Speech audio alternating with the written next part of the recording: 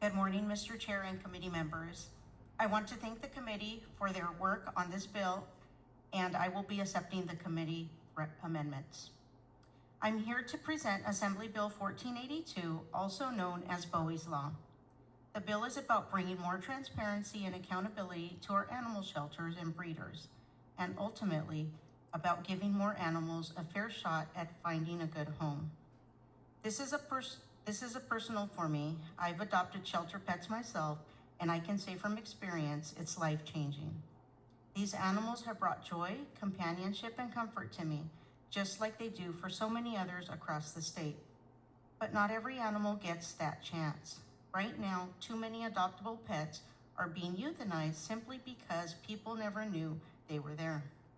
Bowie's Law helps fix that. It requires shelters to post available animals online in a visible way so that the public can see who's out there and who's waiting for a home. This is a simple, low-cost solution that can make a big difference in helping families connect with animals in need. The bill also asks the state to take a serious data-driven look at overcrowding in our shelters so we can find real, long-term solutions without guesswork. And it ensures that breeders follow some basic standards like microchipping and vet checks to protect both animals and new owners. At its core, this bill is about doing right by the animals in our care. They don't have a voice in this process. We are their voice. And I believe we have a responsibility to treat them with dignity, to give them a fair chance, and to make it easier for families to open their hearts and homes. With me today to provide testimony is Nick Sackett, Director of Legislative Affairs for Social Compassion and Legislation. Hello, Chair members. I'm Nick Sackett, Director at Social Compassion and Legislation, proud co-sponsor of the bill.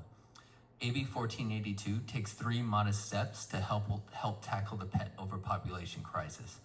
First, the bill requires animal shelters to publicly post the availability of adoptable animals on their website or a third-party website.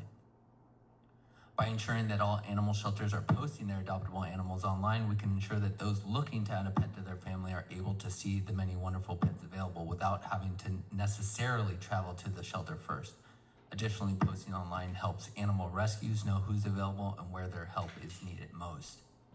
Secondly, the bill reduces the threshold of sold dogs to be considered a breeder for the purposes of state regulation, as well as requiring all breeders to microchip and inoculate the dogs they sell. According to the American Humane Society, each year approximately 10 million pets are lost in the United States, and more than 6 million animals wind up in the nation's shelters. A significant source of the problem is animal identification and the ability to reunite these animals with their families. Only 15% of dogs and 2% of cats in shelters without identification are reunited with their owners. Ultimately, this leads to millions of taxpayer dollars needlessly spent on sheltering and euthanizing pets. Ensuring that breeders are also properly inoculating the dog they sell will cut down on these new pet owners from incurring expensive veterinary bills early in the animal's life, which can lead to the owner to surrender the animal to a shelter. Lastly, to fully grasp the extent of the resources and policies required to solve the pet overpopulation crisis, a full study of the problem by the department is crucial to help guide both policymakers and stakeholders. Thank you for your time and consideration. With that, I respectfully ask for your aye vote. Thank you very much. Any additional witnesses in support of the bill? Mr. Chair and members, Monica Miller on behalf of Fix Our Shelters and Lucky Pup in support. Thank you. Thank you.